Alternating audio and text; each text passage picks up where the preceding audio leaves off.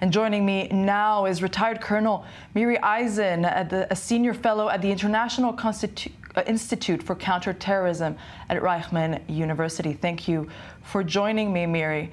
Now, could these kinds of signs of life of Hamas that we've been seeing over the last 4 days have any impact on the hostage talks? The government has made it clear that rooting out the group from Gaza was one of its missions since the war's get-go.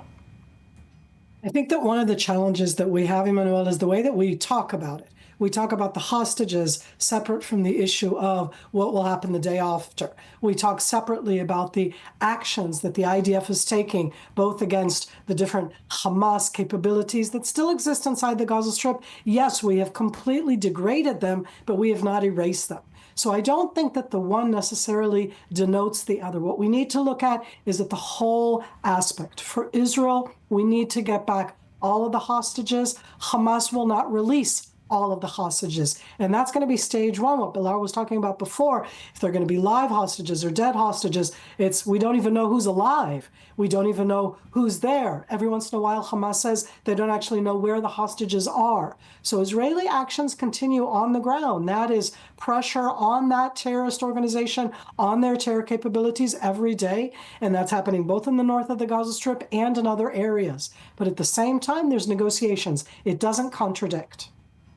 And so is there any opportunity here for Hamas to gain back its foothold, its strength in Gaza amid a lack of plan for the day after in Gaza? It's not something new. It's something that we've talked about here on i24 probably on i24NEWS for the last 14 months. I mean, this is something that we've spoken about from October of 2023, right. And we're almost on the eve of the new year. That means that if it's not Hamas, it has to be something else. That something else is going to be, it won't be able to work without Israel enabling it. That doesn't mean that Israel is there. And that's a question which is always out there. And there's no question whatsoever that chaos, or if there's nobody there, what's going to come and fill in that is going to be Hamas. And to be clear, Hamas have not disappeared, and nobody ever thought that you could erase Hamas. As an ideology, they stay.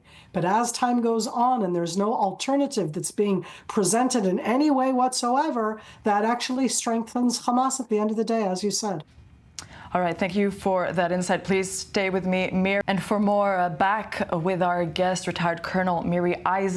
Miri, the Houthis in Yemen joined this war over a year ago now, but it does look like they've been more and more emboldened in the last couple of weeks. How do you explain that?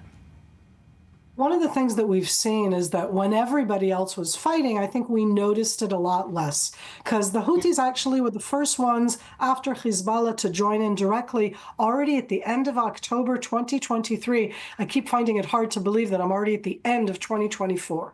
The Houthis themselves, the capabilities that they've built inside Yemen are entirely based on the Islamic regime of Iran.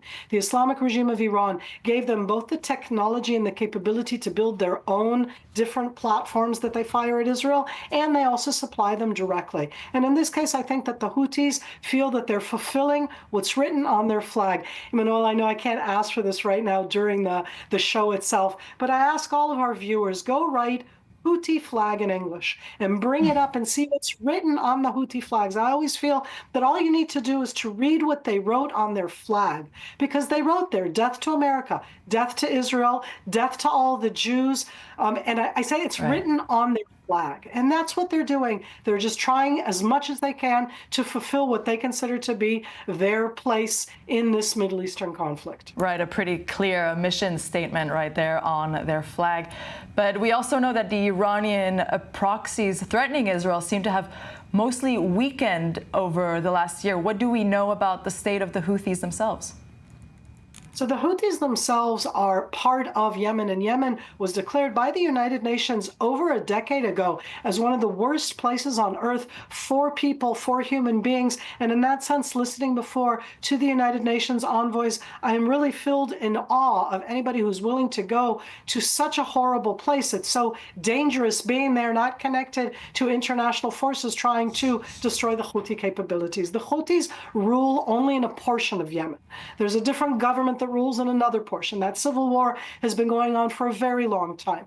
And in Yemen itself, one of the ways that the Houthis have income is by the fact that they have the port, both of the seaport, the airport, that's where both weapons can come in, fighters can come in. They have a very strong connection with both Hezbollah and Hamas. Interesting that it's also with Hamas. Hamas is Sunni, Hezbollah is Shiite. The Houthis themselves are a branch of the Shiites. So I have nothing happy to say for the Yemenites. I mean, we have a lot of Yemenites, Jewish Yemenites, both here in Israel and around the world. But the ones who rule over Yemen right now in that area, which is so crucial to international shipping, because it's right along the main international shipping route from Asia going towards Europe. And they basically can use drones that they build themselves, bigger UAVs, different types of missiles that they fire at the shipping capabilities. They have claimed and said that they've downed U.S. drones that have flown over them. They have capabilities that are definitely something that we need to take notice.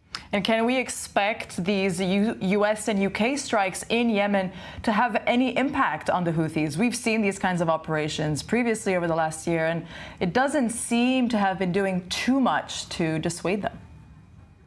So that's the big question, is how do you deter them? Because you can't destroy all of their capabilities, similar to the fact that today Hamas, or Palestinian Islamic Jihad, yet again fired out of the Gaza Strip, and we go, how can they still be firing? They're always going to keep another missile, another capability to show that they can. That is the asymmetric warfare that they do. So it's very difficult to be able to destroy it. They will continue to do so as much as they can. I think that the only ones that could really impact the Houthis are the Islamic regime of Iran. But interestingly enough, I think that also, they do have other connections within the Middle East. The other proxies are not as active. And what happened in Syria had a direct impact, in the best way, as far as I'm concerned, as an Israeli, against the different Islamic Iranian regime proxies in Syria, in Iraq, and in Lebanon. So the fact that the Houthis fire at us, and the fact that I too wake up at night and I don't like it, let's put it all into proportion.